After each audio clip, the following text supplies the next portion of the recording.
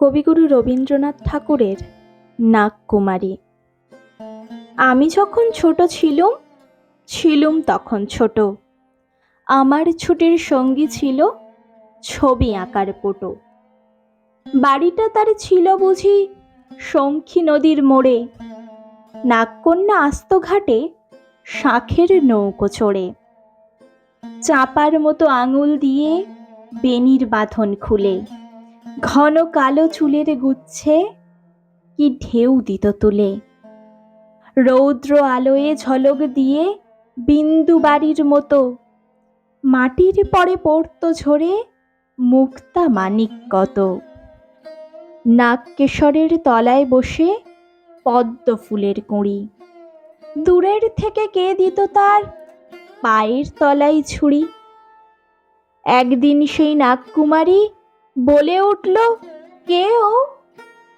জবাব পেলে দয়া করে আমার বাড়ি যেও। রাজপ্রাসাদের দেউড়ি সেথায় শ্বেত পাথরে গাঁথা, মণ্ডপে তার মুক্তা ঝালর, দোলায় রাজার ছাতা। ঘোড়সাওয়ারি সৈন্য সেথায় চলে পথে পথে, রক্তবরণ ধ্বজা ওড়ে ৩০ ঘোড়ার রথে।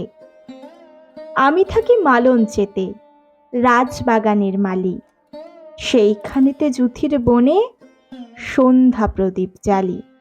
রাজকুমারীর তরে সাজাই কনক চাপার ডালা, বেনির বাঁধন তরে গাঁথি শ্বেত করবীর মালা।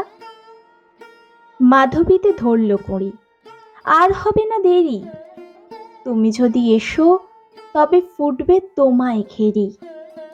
উঠবে জেগে রঙন গুচ্ছ পায়ের আসনটিতে, সামনে তোমারে করবে নৃত্য ময়ূর ময়ূরীতে।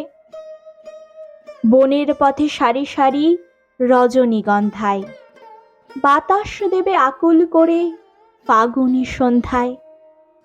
বলতে বলতে মাথার উপর উড়ল হাঁসের দল, নাগকুমারী মুখের পরে টানল নীলাঞ্চল।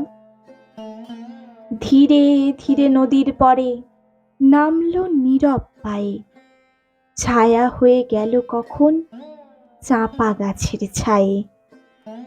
সন্ধ্যা মেঘের সোনার আভা মিলিয়ে গেল জলে, পাতল রাতি তারা গাঁথা আসন শূন্য তলে। নমস্কার।